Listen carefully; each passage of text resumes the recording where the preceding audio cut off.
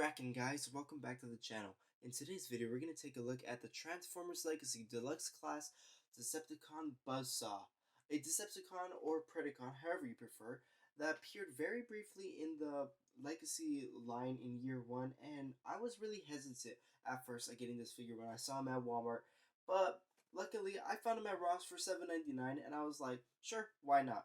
So, in this review, I will be going over this figure, how to transform him and everything, the box art, where to find him, the all the stuff, the articulation, the details, and all that. So without further ado, let's get started with the box. Now the box, per tradition of many legacy figures, has that nice purple background. It has that the alternate mode in the front, and then the robot form on the second.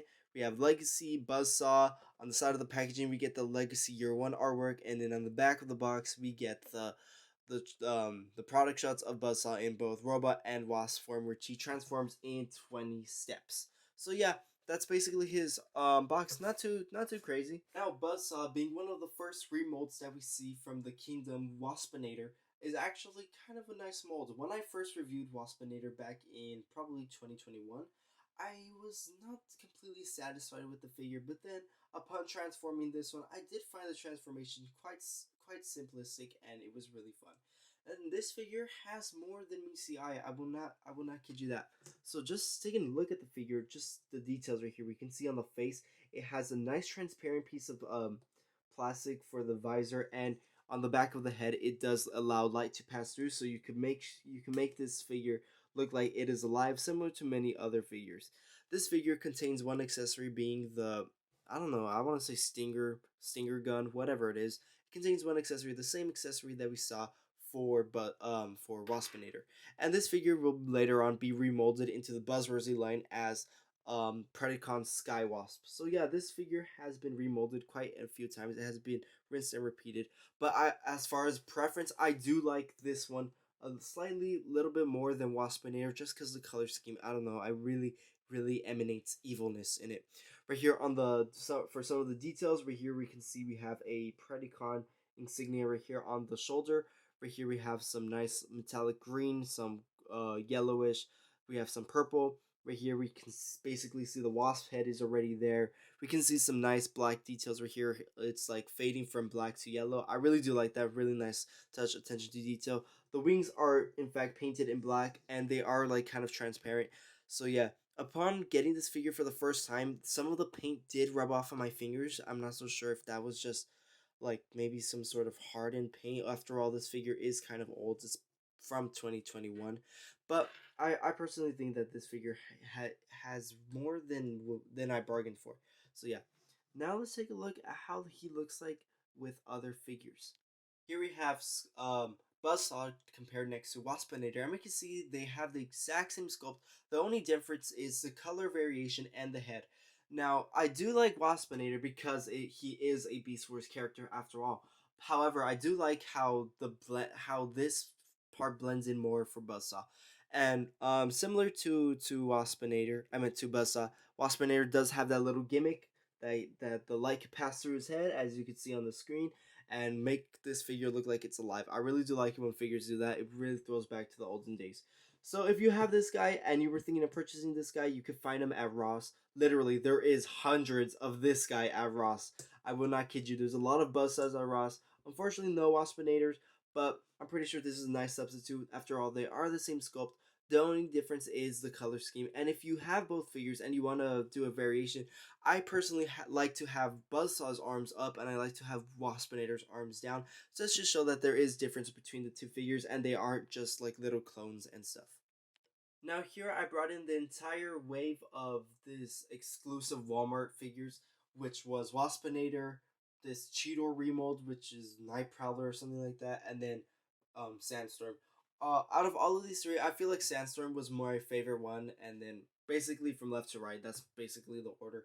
I'm not saying any of these figures are terrible, they're pretty decent, and they were really great.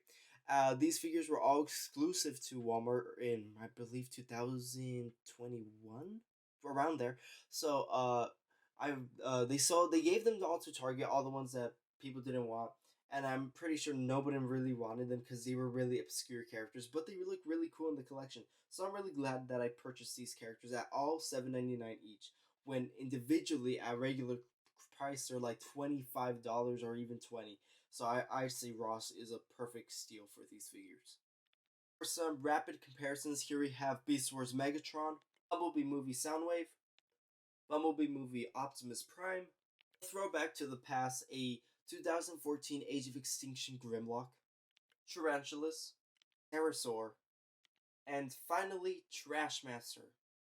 Now, articulation for this figure, being a figure from 2021, isn't nearly as great as today's standards for figures with articulation. But let's just go through this really quick. He has a ball joint at the head. He can look up, down, tilt side to side, look left and right, do a full 360 if you wanted to. Looks really nice. He has a entire swivel joint at the arm, a hinge joint at the arm, could bend past 90 degrees, a bicep rotation, elbow joint. He has 360 range of motion on his wrist. He has race rotation, very limited due to the mandibles, which is such a nice attention to detail. I'm not gonna lie. Right here we have some nice swivel joint like a mushroom peg right here, and we have a knee joint that could bend past 90 degrees.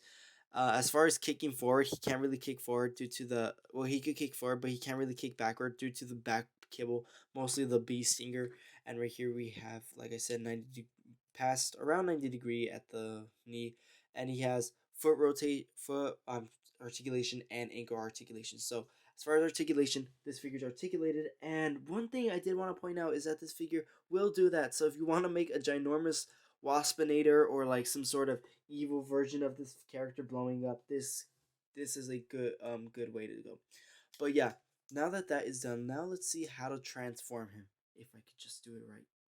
This figure's transformation is quite simple. So the first thing you're gonna have to do is, if you haven't done so already, remove the accessory, which is a bee stinger. And just for a closer look, this is how it looks like.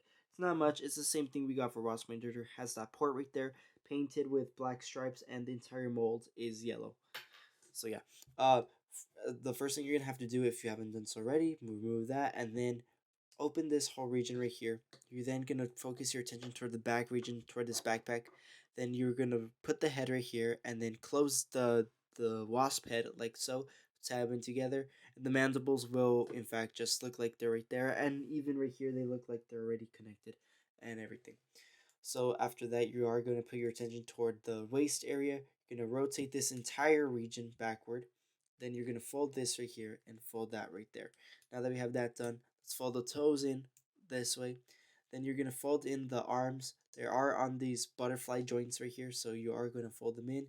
Fold in the arms, rotate them, and then there are two circular ports on the near the arms around this area where you can see where my finger is, right here where it's moving.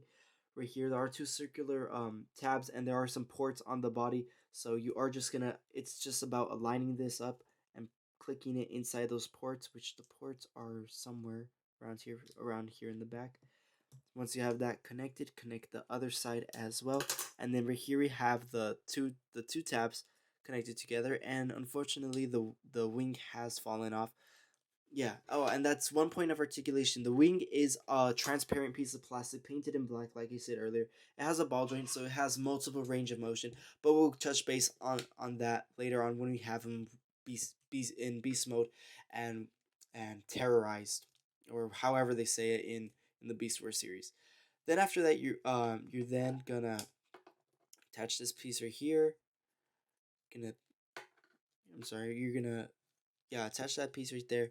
Gonna rotate this right here.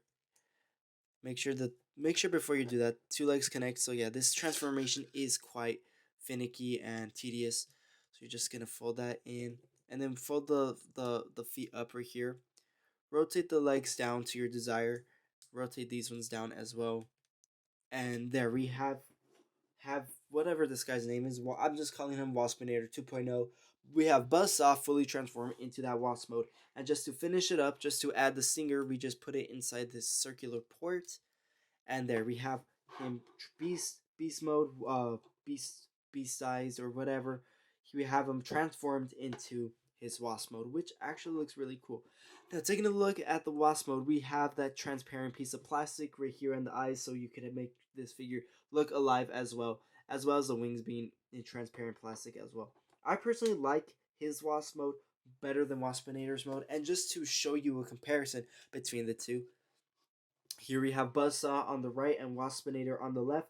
Right here we can see they are the exact same molds. In fact, I do like this one. He looks a little bit more broader, more bigger. Even though they are the same mass, everything, it looks really nice. I feel like this is more like of an animal accurate more than this one. This is more of like this Beast Wars color, and I do like the Beast Wars one because it's quite classic, and this one is more of an obscure character, but still adds life to the collection. So as far as articulation goes, he has a ball joint which could twist all the way if you wanted to. It could go up, down, and it could even come out like that. It could go around. You could pose this in multiple ways. You could have him in a neutral state like this, where he's not flying, or if you want to display him, you could have him in a winged or flying state right here, and it could look like he's flying. You could diagonalize the wings, however you prefer, whatever your personal preference is. So yeah, this figure is actually pretty cool. He does have some antennae. I'm not so sure how you say it. He has some antenna right here, which look really nice. The wasp legs actually do function really nice. They are on a mushroom peg, but have limited range of motion. And the more you try to move them, the more this figure will unstick and will untransform and stuff. So yeah, I recommend if you're gonna transform this guy, just leave him alone, or just make sure everything is tapped in before you leave him around. So now let's see my final thoughts. Some final thoughts for the Transformers Legacy Buzzsaw. I personally think that this figure is a perfect must-have if you want to build a small army. You can find him at Ross for $7.99, and there is like literally a bunch of them. Like I said earlier, you could find them at that price, or if you want to get them online, you could get them at around probably 20 something dollars. He is a great substitute if you don't have a Waspinator.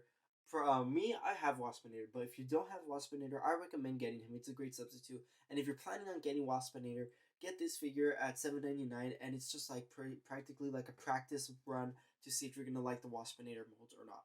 So I do recommend this figure if you don't have him. And he did come packaged with the Sandstorm and the Night Prowler. They were all in the same wave. And then later down the line, this mold will be reused in the Buzzworthy Worlds Collide, where he is now named Skywasp. So yeah, this mold has been used quite a few times. I do recommend him. So if you ever pass by your Ross, just check it out if you want to. And me personally, I think it was really nice. His articulation, not the best, but it was pretty nice. His transformation, not the best either, but it was all right. Um, the transformations for today are a bit more easier, or some are a little bit more complex, but this one was kind of on the both side. So yeah, I'm gonna say this figure is a solid 7.3 out of 10. Not the best figure, but it's pretty solid. So yeah, thank you for watching. Please subscribe, leave a nice comment. Until the next video, I'll see you then. Thank you for watching.